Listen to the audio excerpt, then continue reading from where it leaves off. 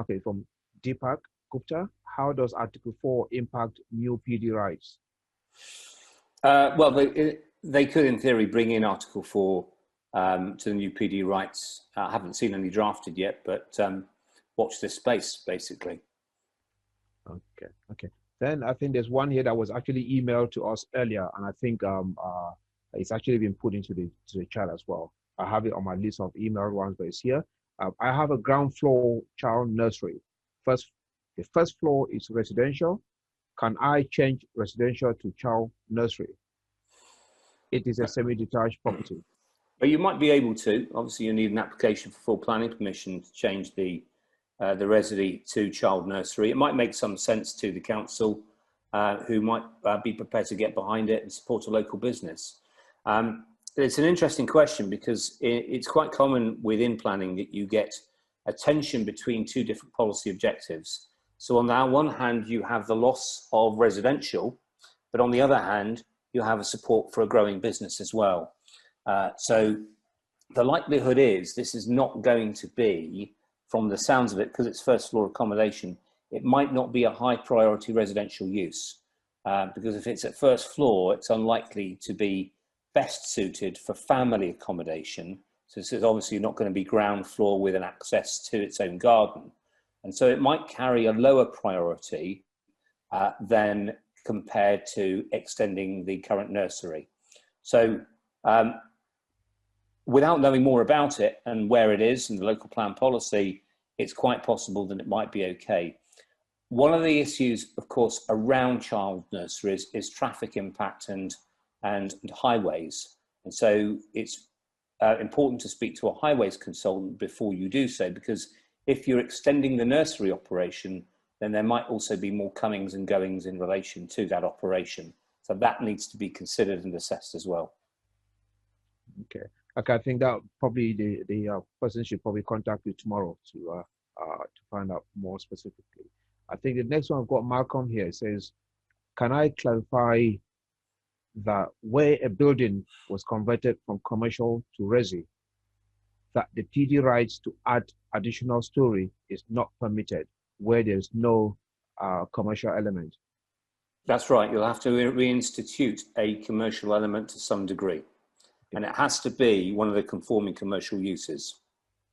So Malcolm, just by way of reminder as to which uses we're talking about, they are either A1, A2, A3, B1, payday loan shop, laundrette, or betting shop. So just a follow-up, do you now need a planning application to actually move it back to resi? No, that's what I was saying earlier. You might not need to. Well, afterwards, yes, you probably would need to. But if it's already in resi, you've already converted it. That's right. You want to win back that by reinstituting a commercial element, then you'll have to apply to change one of the residential units to a commercial use.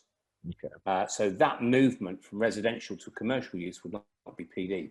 You'd need to apply for planning permission to make that change. Once you've made that change, then you've got your PD one back for the extra stories on top. Then you apply for that those extra stories. You build out the extra stories, or at least contain the volume of it. So you can say that you've built the frame and the main part of the extra stories. And then if you want to then go back to the commercial unit and win that back to residential, you then have to do that later after you've done the works to the extra stories. But of course, you can't then, let's say you've gone from offices to resi, and now you want to go back from resi, or you've gone from resi to offices. Now you want to go back from office to resi again. You can't go back from office to resi under prior approval, because there's been a change of use of that unit in the meantime. So that change of that unit on its own will require an application for full planning permission. Do you understand? Okay. Yeah. Okay, that sounds good. Yeah. Okay, we've got one here from Charles. If there is a current block of flat built in 2003, it is ground, first, and a roof void at second, does that count as a 3-story? And is it possible to go up 2 more floors? Well, Charles is referring to a current block of flats, so I'm assuming that it doesn't share an adjoining wall or a party wall.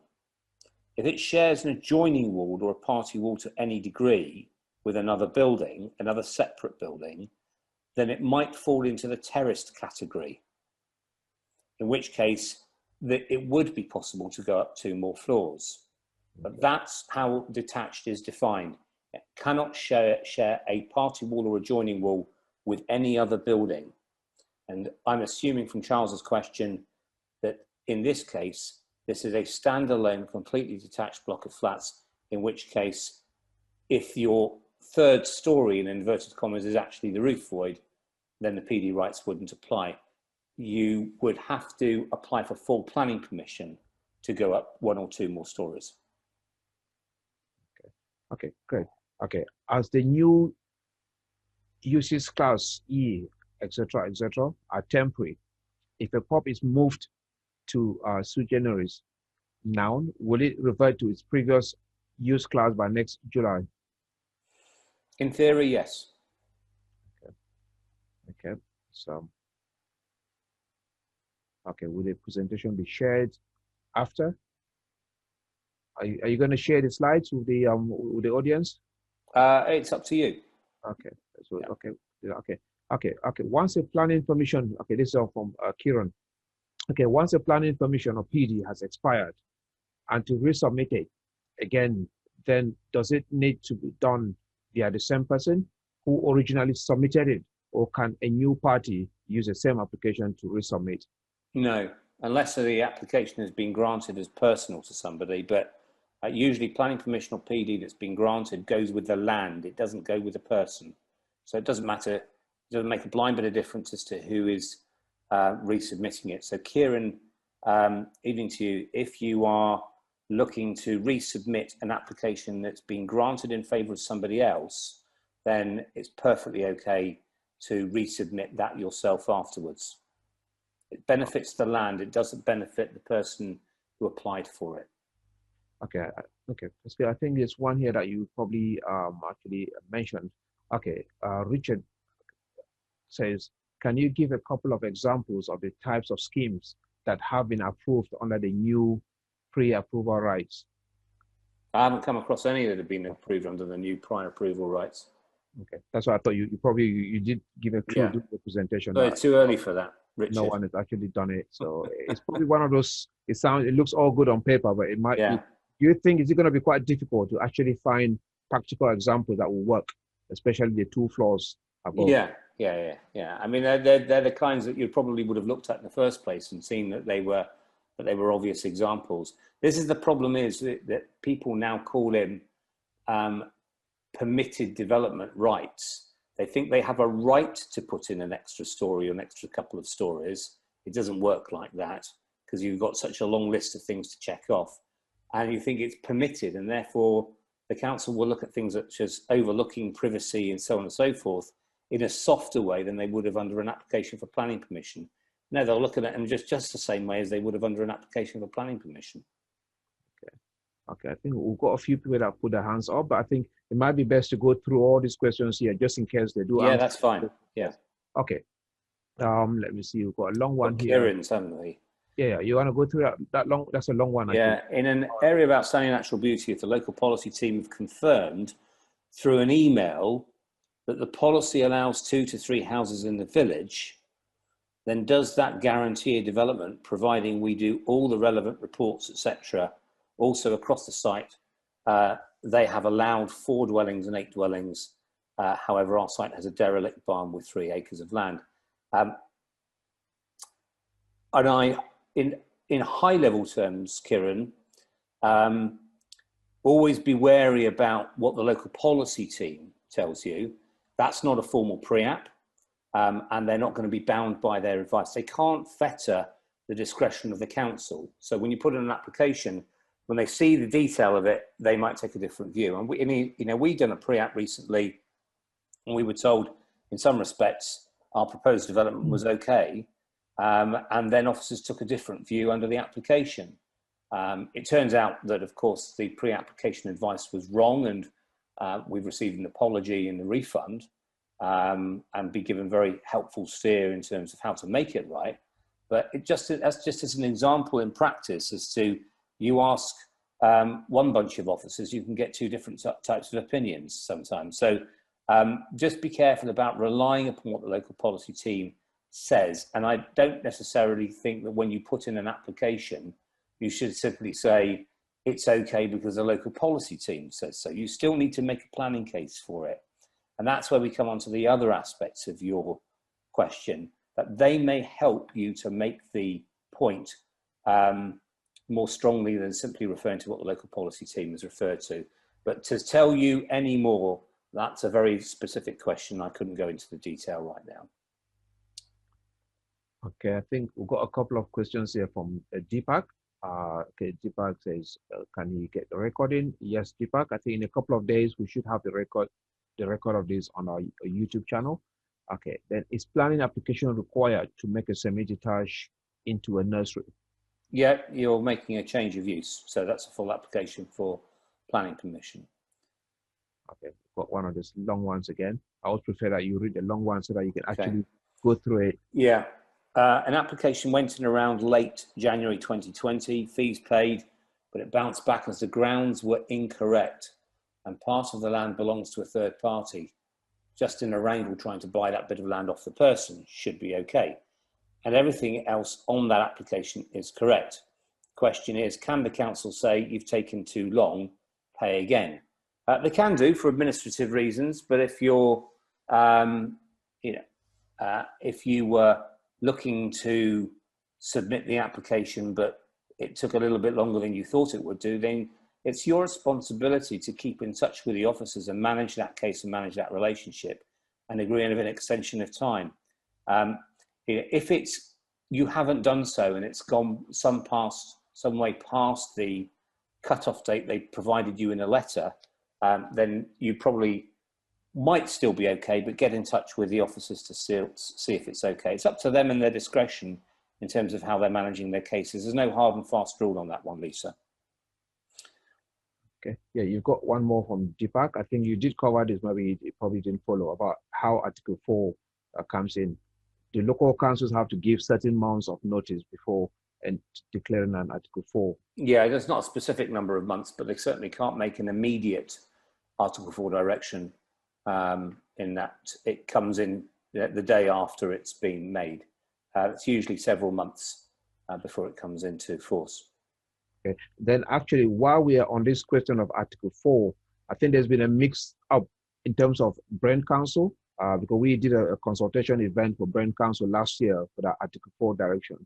It was actually meant to come in November, and personally, I thought they had implemented Article 4, but I spoke to the licensing officer over the weekend, and he said it got suspended, so they haven't implemented it.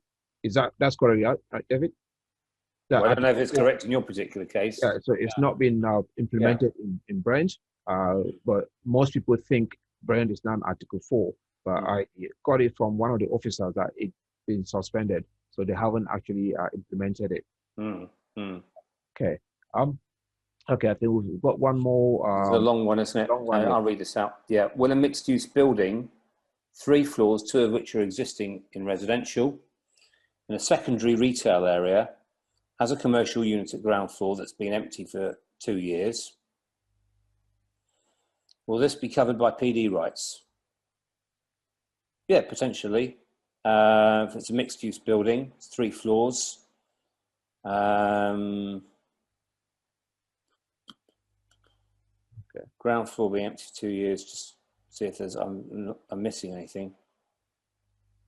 Wanted to turn the ground floor to residential as part of a development to turn into flats. Potentially, yeah, it's covered. Yeah. Okay. Okay, I think you got one here from Kieran, just saying, okay, thank you, David. That was very helpful. Okay, we've got one here from, okay, it's a terrace home built above the existing roof space. higher than 3.5 meter, how easy or difficult would it be to actually win an appeal? I'd say probably quite difficult. Okay, that's an opinion question. Okay, I've got one here from Apt. Says, once a planning permission has been granted, what other professional costs are involved before development can actually begin, such as building regs? Well, once planning permission has been granted, the next thing to do is look at whether or not you have to discharge any pre-commencement conditions. Those might include a construction management plan. They might involve noise impact assessments. They might require further or preliminary assessment on contamination. It depends upon the development. I mean, it's such a massive question. What kind of planning permission are you referring to? I mean, we're referring to planning permission for an extension to a house, or are we talking about a planning permission for 100 new units?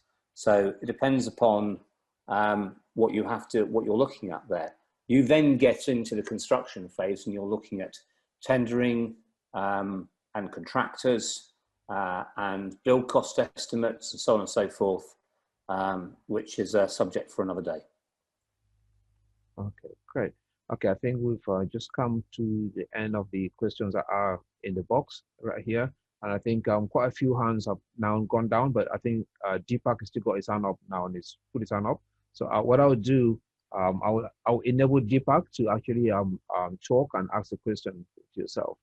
Oh, okay, we've got a few more hands that have come up. Okay. Okay, Deepak, you can unmute yourself and speak. Hi, can you hear me? Yes, we can hear you clearly, yes. Yeah, hi. Thanks, David, for the talk. I have a further clarification for Article 4.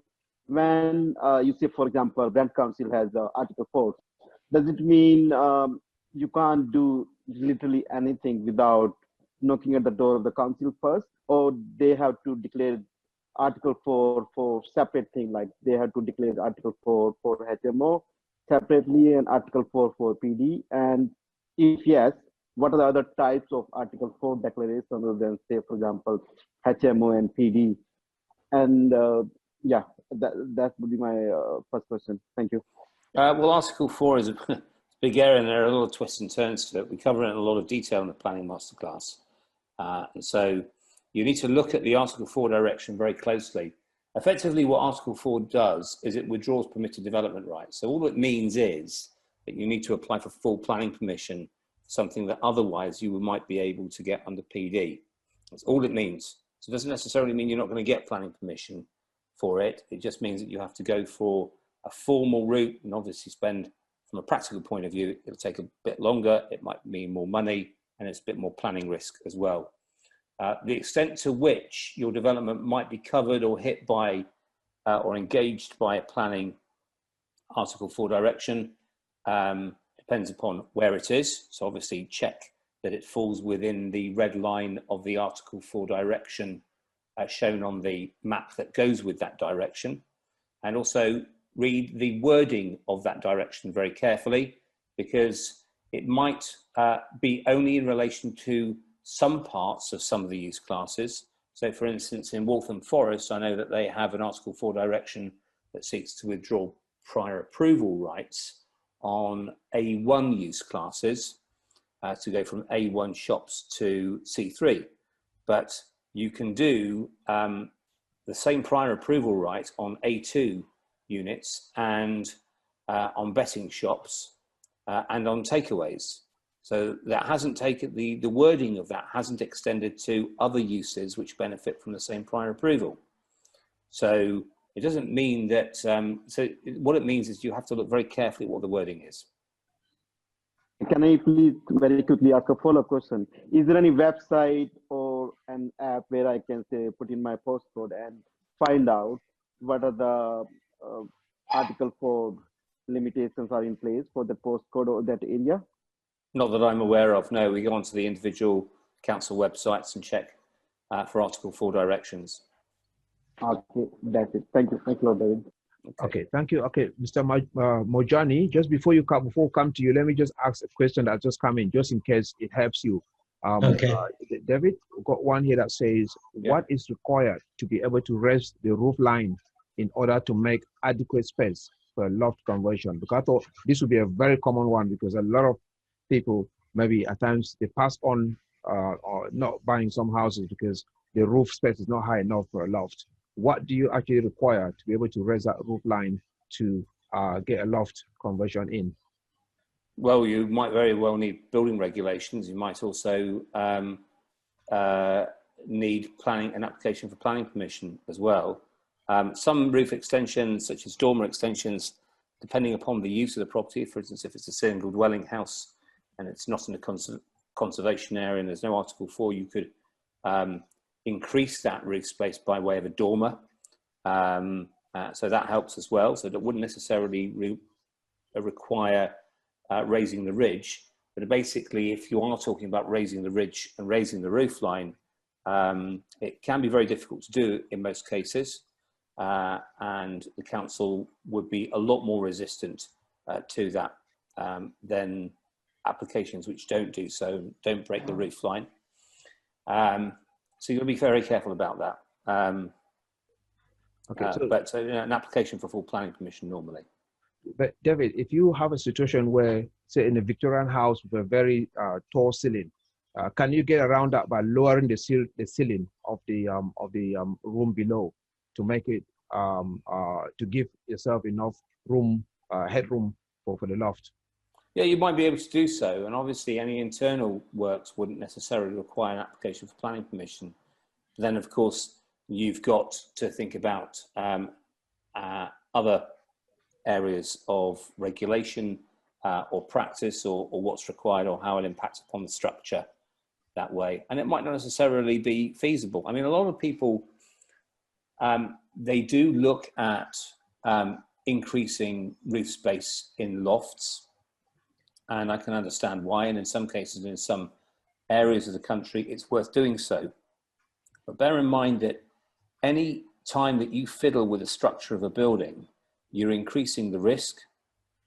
You're also increasing costs as well. And I've got a sort of a very well-seasoned client who's often said to me that we wouldn't spend money on changing the structure of the roof unless we knew that for every £1 we spend, we're going to get £3 back in terms of return.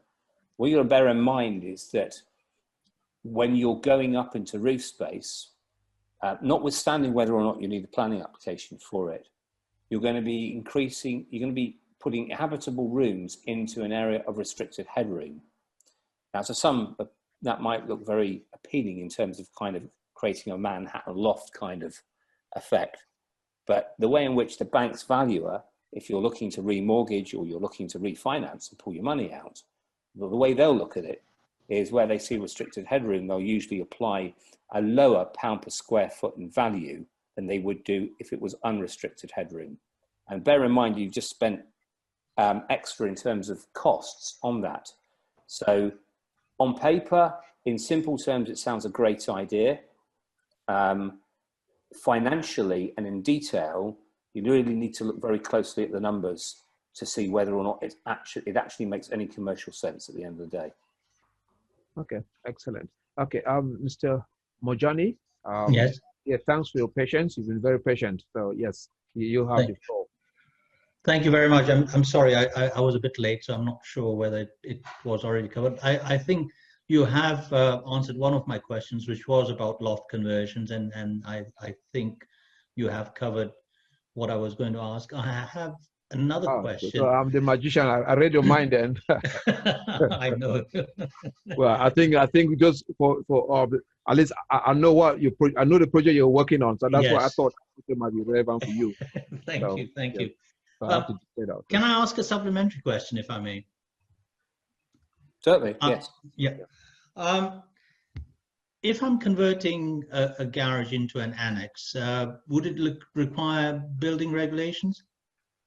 I'm not really the best person to speak about building regulations. We don't do that. Maybe Angeline could answer that. Right. Okay. Thank you. That puts you on the spot, Angeline. Yes. He's here. Angeline knows me. I do. I didn't even know you were there. It's a client of mine. Yes, if it's over 30 square feet, you generally will need building regs, and it's purely to do with mainly fire, particularly if you're less than 1 meter from the boundary wall. Obviously, you want to avoid fire transfer. So the answer is over 30 square foot. Yes. Thank you, Angeline. Okay. So what a small world then. Yes. Yes, it Okay. is. Let me see. I think there are quite a few more questions that have come into the Q&A now. Let me have a quick look and then see if So should we start with anonymous attendee? yes, they say, okay, are there any PD rights for adding a story on a detached bungalow? Yes, it was one of the PD rights that I mentioned in the presentation. So single dwelling houses, that would come under that. So it would probably be the last two that I mentioned. Okay. Then there's one about the master class. Apart from the next available, the dates you've advertised, are you going to do different dates, or is the recording going to be available at a price? No, recording is not going to be available at a price. There's the most value in it. It's probably fairest to everybody in joining, and we want to encourage people to join and to participate. If we're going to run any further dates, we might do in the new year. Funnily enough, when we first thought about running it in August, we probably thought it was going to be a one-off, but then there was increasing interest over September, so we ran it again, and then there was more people asking for further dates and so we ended up doing one in November.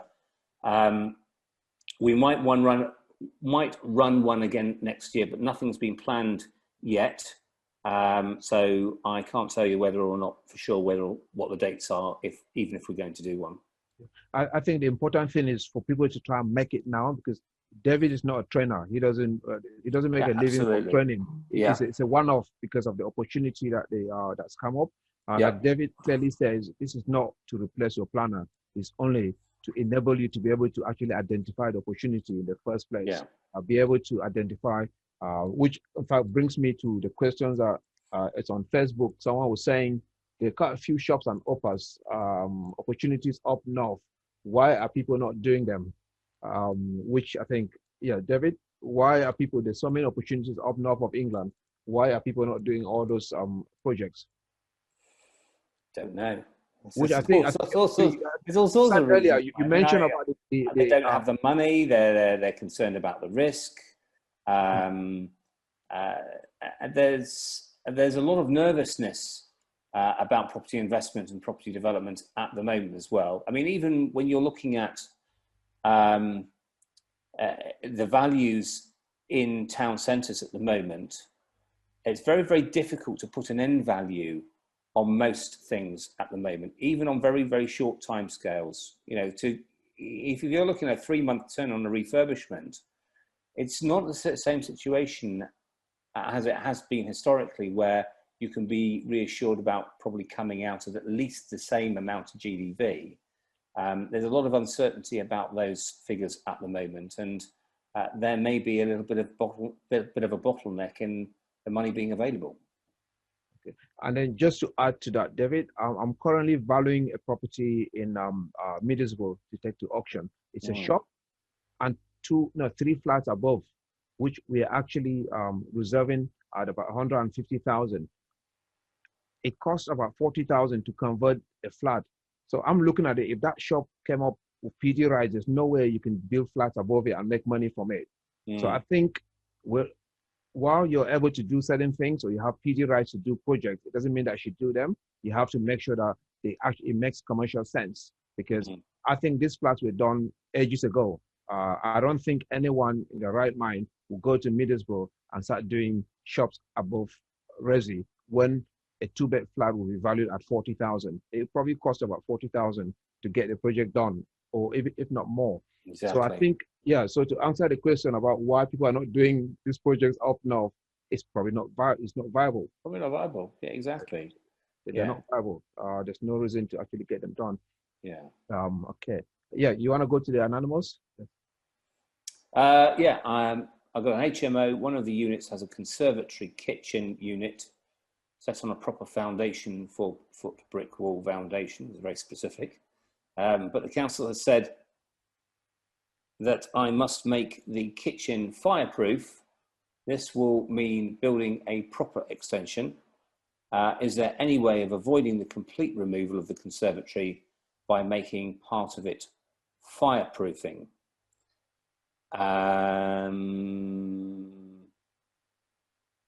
I've come across this before, and I can't remember what the answer was. Angeline. Building regs is not my thing. We don't. Oh, you can. So you can. It's to do with habitable. You have to change the PV with the conservatory. There is a way around it. If you send me a contact, I probably will point you in the right direction, but it can be done. Okay. Yeah. Great. Thank you. I think there's a last one there from Oni. Yeah, David, you want to take that one? The last one on the. Can you get by using PD for increasing a single dwelling by developing the loft with a dormer, side story within 3 meters, and rear extension within 3 meters, or do I need to go for full planning? This, well, if you look at them separately, single dwelling with an extension at loft, in a loft with dormer, yes, you could do so, as long as there's no PD rights that have been withdrawn. So obviously that's going to be the starting point, because it depends upon where this is and whether or not there's an Article 4 direction. But assuming there isn't, then there's no reason to suspect that you couldn't, in theory, go up into the loft. But obviously it depends upon whether or not that's been extended in the past, etc. There's all sorts of little things that you need to look at. Can you go for a side story? I'm not sure what it means by a side story within 3 meters. But I mean, we've done detached buildings which have had a side extension and a rear extension, and the rear extension has been up to 3 meters. In fact, we've got longer rear extensions than that as well under PD. So you could go for them separately. What you have to avoid when you're looking at the side extension and the ground floor extension, and I know this doesn't say first floor, so I'm assuming the side extension and the rear extension is only at ground floor level. Obviously, if you're going to go at first floor level, it's a lot more problematic. It's much more likely that my answer will be different, and it's likely to be more on the cautious side that you might have to go for full planning. But if you went for a ground floor only rear extension and a ground floor only side extension with a detached building, obviously, then it might be possible, but you cannot join up the side extension and the rear extension. It's almost, there has to be a little square on the corner which is not joined up, because otherwise if you have a wraparound, you can't do that under PD. You have to apply for full planning. Okay. Okay. I think she's actually followed up saying it's a single side extension of 3 meters. Yeah, okay. So I assumed correctly. Okay. Alistair Cooper, currently have a detached 6-bed C4 HMO. If I apply to add 1 or 2 stories and increase the number of bedrooms, that application to add 1 or 2 stories will have to be under full planning, because of course PD rights only apply where the current use is in C3 use, or otherwise if it's in commercial use and if it's a mixed block. And increase the number of bedrooms above 6.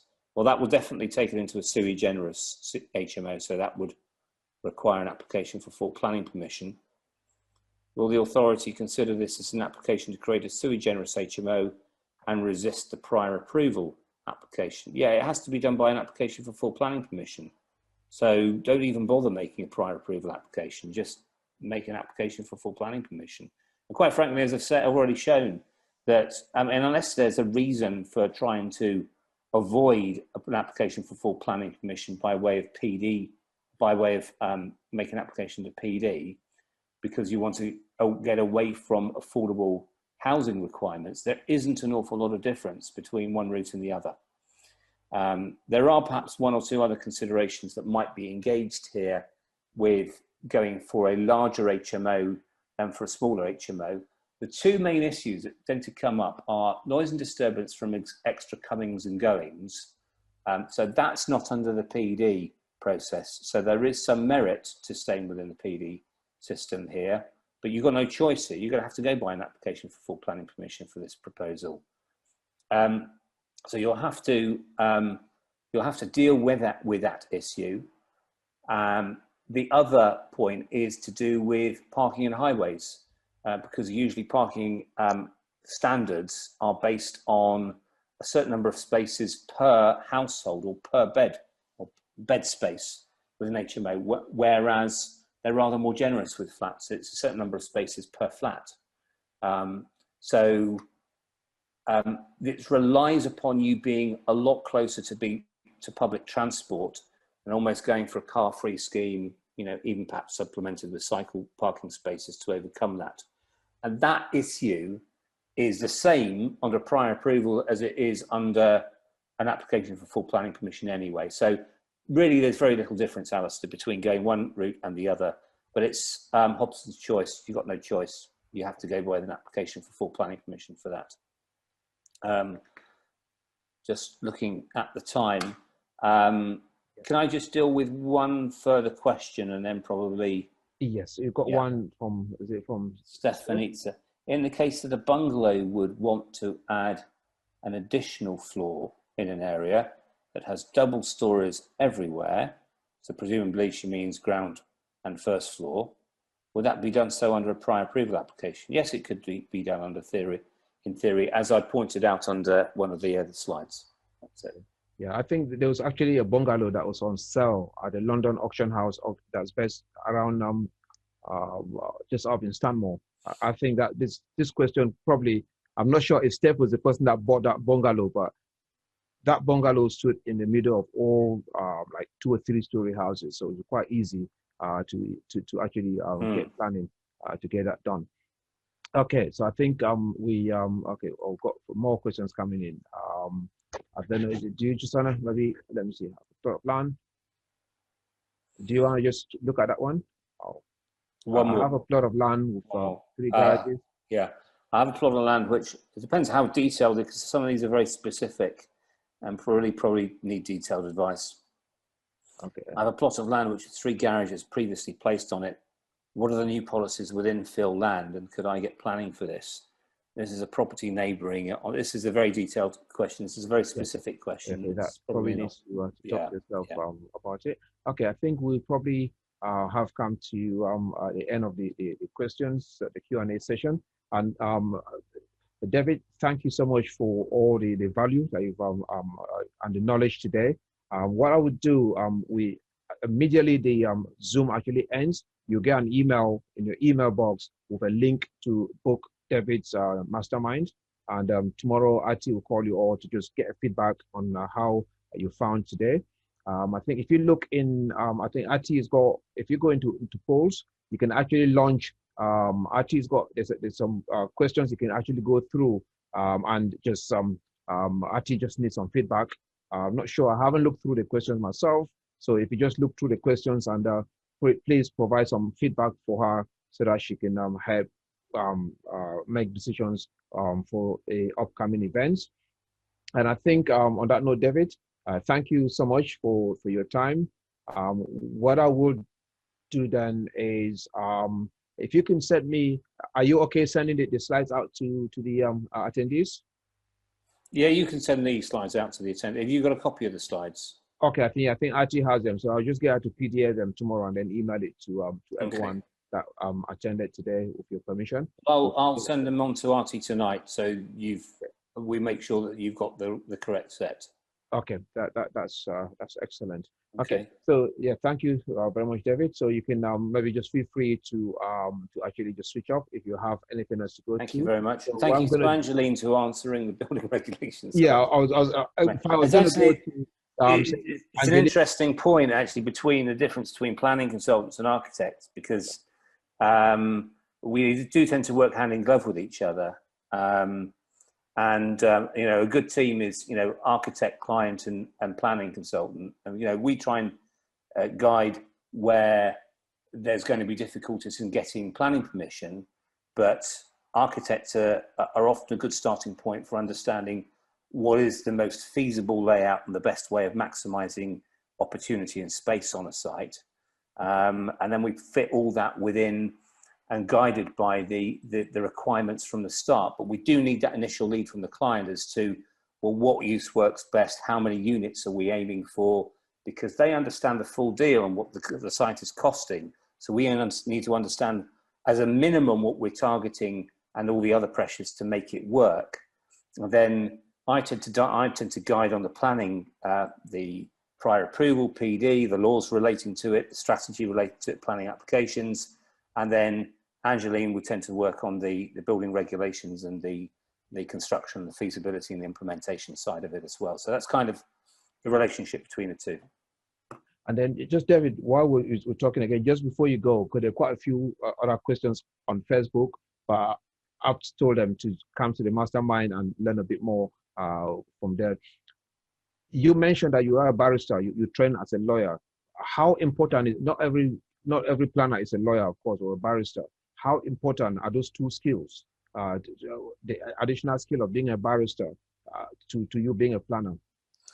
Well, several ways in which it's kind of helped me through the years, taking on complex issues and information and understanding them, but also simplifying them and communicating that in a way that's understandable to planning consultants and relaying complex ideas in a simple way. When you work with I worked with some fantastic barristers down the years, and they are fantastic at crystallizing things down to one or two key issues, but also working on the best way to present those ideas.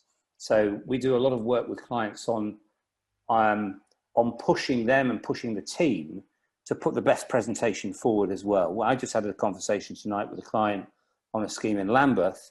They sent me over some information. We're having negotiation with the client, with the council at the moment. The council want to reduce the scheme. The client was trying to resist that. They sent me it, and I said, that's not enough. We have to do more. We have to put more visual information in together. So to a certain extent, it helps on the presentation, case management, and also understanding things around advocacy and negotiation and some of the tactics about that. It certainly helps. I mean, there's a technical side as well, and sort of knowing the law, understanding the law and interpreting it. I mean, that's kind of a given, but the softer skills can't be underestimated as well.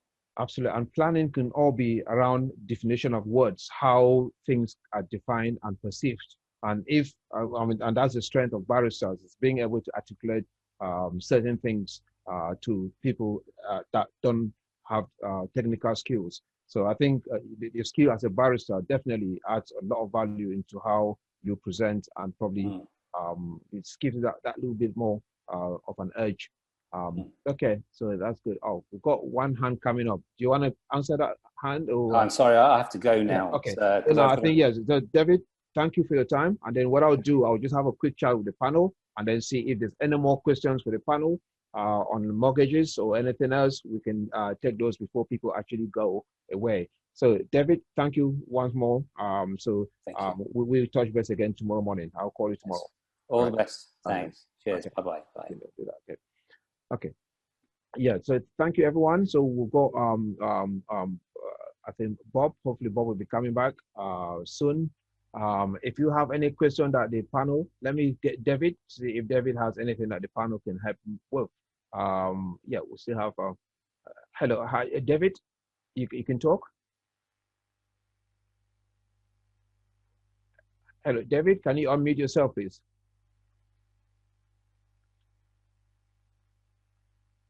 Hello. Okay, I think maybe David's probably not on his desk right now. Just while we're here, Angeline, do you have any comments to make at all about the architectural aspects of what was being discussed tonight? I think he summarized very well. Anyone that's looking for feasibilities or scopes, do get in touch. I'll ask you to send details around. Anyone that wants an informal chat about some of the specific cases, we can certainly look at it. Okay, that's great. That's great. Okay, I think I've got Deepak. Deepak's got their hands up, so maybe they have a question for you. Let me get Deepak to talk. Yeah. Deepak. Hi. Yes. Yeah. Hi, Aarti. Question for you, if you could help me. Looking to buy property, and it's like a 1930 old house, and I found there is a well, water well, in the back garden. Do you think that could constrain some of the elements of the potential development or structural strength of the house? Yeah, I hope it's a question appropriate for you. Angeline, are you clear with the question? So you're looking at a property and it's got a drain, did you say? No, not drain. 1930, there was no Thames water supply to the house. People used to have a well, probably, So, yeah. So I found it while viewing it. Do you think that would be a risk to the structural strength of the property, or this could be an issue with the mortgage? I know you're not a mortgage. I don't know about the mortgage. Yeah. I don't know about the mortgage. You would have to get probably a topographical survey, or probably before you do anything, just to make sure. The reason I'm asking is because yeah. I'm trying to engage a structural survey to be done, Okay. but 3 guys I talked to, they say, it's not our business. Talk to someone, and they don't know who this someone would be. It's like not who do I engage? Who do I engage to have an opinion about it? To see the impact. You need a topographical survey to see what that is and how big that is. But who does impact. Who does it? There is no one doing those so-called topographical survey. When I Google it. Yeah, who does those surveys? Which is it? Architects, planners, or who does it? No, it's specialist. It's a very specialist kind of survey that they do. But a surveyor, a normal surveyor, Rick surveyor, should be able to kind of tell you if. I talked to 3 of them. They got no clue. Maybe they're not specialists. Maybe not your normal residential surveyor. It would be more specialist than that. I'll try. I mean, if you send me a DM and see in my network who could cover that, it's very rare. I haven't come across. Oh, actually. Okay. Yeah, there's one here from David. Has there been a relaxation of HMO regulations on having a habitable room behind the kitchen? Oh, is that one that you can answer? Angeline? Okay, Sorry, I think, I'm on my mute. Yeah, the one about HMO behind the kitchen. That have they relaxed the rules that you can have a room behind the kitchen? I presume they mean a room that comes off the kitchen, but I doubt. Is it possible to do that? Off the kitchen, as far as I know, no. For fire regulation, isn't it? Yeah, it's the means of escape. Unless it's got it would need a separate route out of the building, kind of thing. Yeah, so fire probably not, but if you've got depends on the the property and how it looks and it's the means of escape. Oh yes, okay. Oh, yeah, Bob, you're okay. That's good. Bob, you're here. We will actually I thought you gone off actually. Yeah. So Bob is here. Got any finance questions at all for Bob just before we actually round off? You just let me just see. You can either put the questions in. Bob is still here with us. Uh, oh, okay. I think there's some very specific questions here about Wilson Green. I don't think we can actually answer very specific questions about a particular borough. Okay, I think if we haven't got any specific questions for, I just thought the panel members are still here. If anyone has any finance question, they can actually ask. I think Deepak has put his hand up again. Let me see if he's got a finance question for David. Um, Deepak? Sorry, I got a question for Anjali actually, not for Bob at the Oh, moment. okay. Yeah, shall I go ahead? Yes, absolutely, yes. Yeah. Okay, so one of the property, actually the same property which I discussed a few minutes back, I've been told by the agent there is a water stream going below the house. So I tried to engage a couple of RICS or risk surveyors Uh, to give me opinion about it, but all of them saying, this is not our business, we can't do anything about it. So do you right. suggest what could be the impact of a water stream going below the house? Oh, do you know what you need a flood risk assessment to be done really to know the impact of that water level. Yeah, it's a bit specialist. Okay. Yeah, you need a flood risk assessment to be done to kind of know what risk it is to the property, what you can do, and what drainage you probably need. Okay.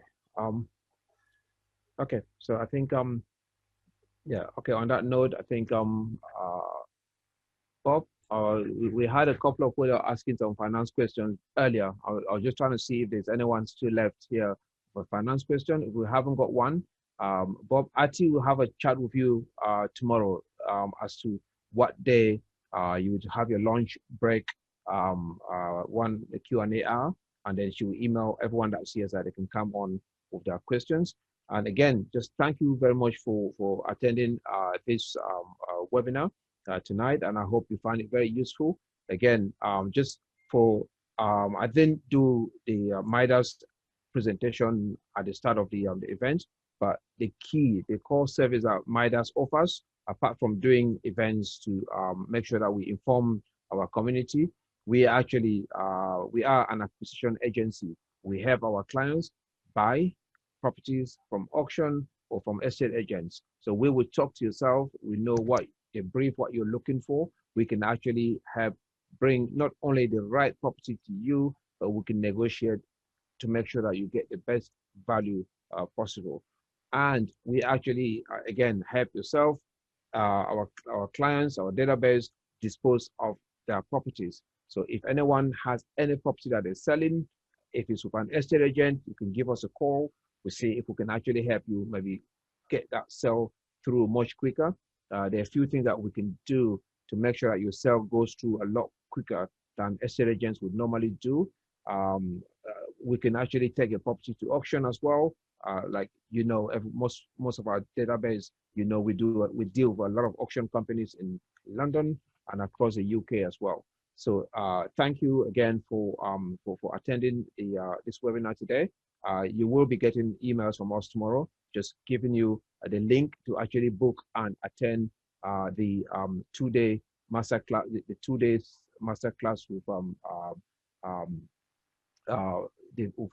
I think we strongly believe having a 2-day master class in planning is very important, not really to replace a planner. You don't want to be a planner. You don't want to put an application yourself, but it would actually enable you to be able to spot opportunities when you see them. So thank you, and I look forward to meeting all of you on the master on the mastermind 2-day course, which I plan to attend myself actually.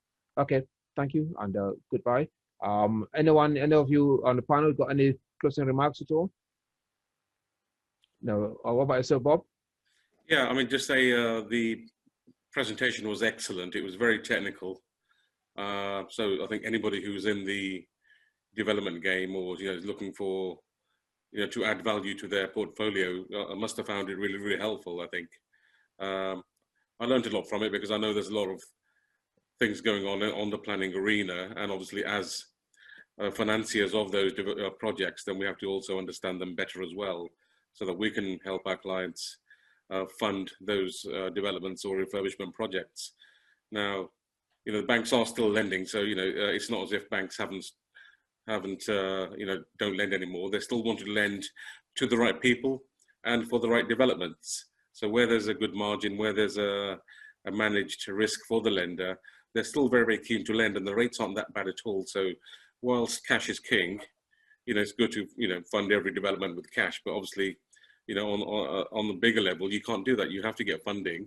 So we do have lenders in this game, in this arena, who are still very, very active and keen to lend. So if anybody does want to discuss their financing proposal with us, then please contact Sam or myself, and we will help you as much as we can. Okay, then Bob, I think there's a question in here for you. I'm not sure if it's a tongue in cheek question. So what would be the best option to remortgage a house for full equity? Yeah, it depends on whether you live there or whether it's let out. If you live there, or if you've ever lived in any property that you are looking to raise finance on, it falls under a different set of rules. That set of rules is a regulated mortgage. Now, regulated mortgages are assessed on your income and your affordability.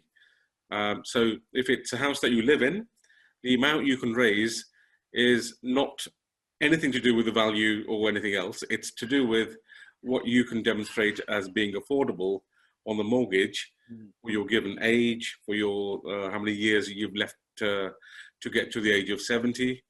So it's an affordability-based assessment. If it's a property that is let out or is investment, that is non-regulated. So on that side of the fence, it's the income from that property that decides how much you can borrow. And that is dictated by, firstly, the rental income, and secondly, your tax status. So if you're a higher rate taxpayer, you're slightly penalized right now, because obviously because of Section 24, the lenders recognize that higher rate taxpayers have a higher tax bill. So therefore they don't lend higher rate taxpayers as much for the same rental income. But if you're a basic rate taxpayer, or if the house is owned by a limited company, you can actually raise more money than the higher rate taxpayer counterpart. So it's the rent that drives the loan size on that property. So depending on what it is, that would dictate how much you can raise on that house. Okay, and then Bob, this one here say, up to what age can you get a buy-to-let mortgage? Most lenders like you to apply before you're 70, but we do have lenders that will, lend at 80, 85 even, and up to a maximum age of 100. So if you're a sprightly octogenarian, if you're 80 years old, you can still buy a buy-to-let property. So, you can imagine that scene, for example. But yeah, age is not a barrier, shall we say. So, for every person, there's a home for your lending request. Actually, a follow-up question from that will be, now that most people are buying in limited companies, is the age of the director of any substance to a lender? Some lenders do have maximum ages at the application date. But as I've said, most lenders are flexible.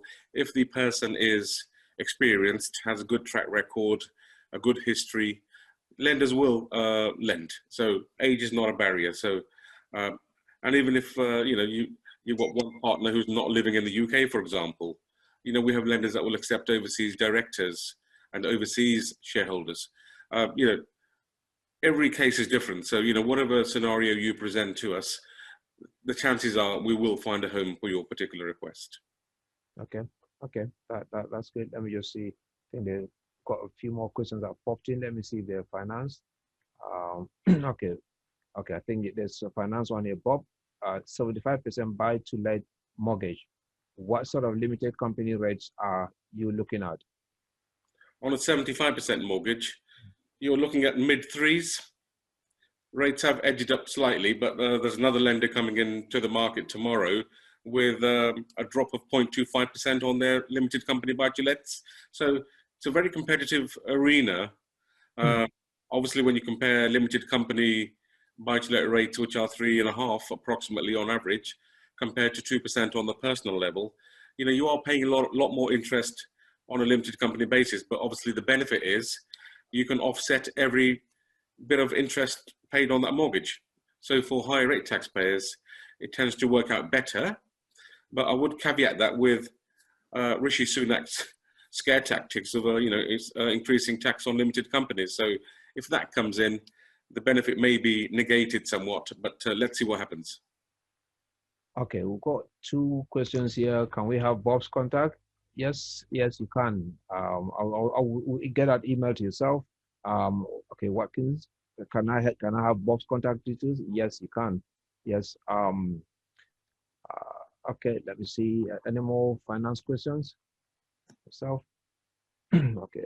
Yes. Okay. I think on that note, yes, Bob, will actually get your contact details sent out to everyone first thing tomorrow morning, and all the sponsors will get your email. Will email out your contacts tomorrow morning, and like I said, RT will call yourselves and then arrange a lunch break update with all of everyone that is able to make it at lunch break. So there'll be one afternoon slot, just Bob and RT. That you go through. There will probably be one lunch break slot with Angeline, and then one with with the lawyer as well. So yes, so thank you once more for the evening. Things almost getting to 10 now, and so probably be time to say good night and goodbye to everyone. Yeah. Okay. Right, Goodbye. thank you and Bye-bye. good night. Goodbye. Thanks for coming in. Pleasure. Okay.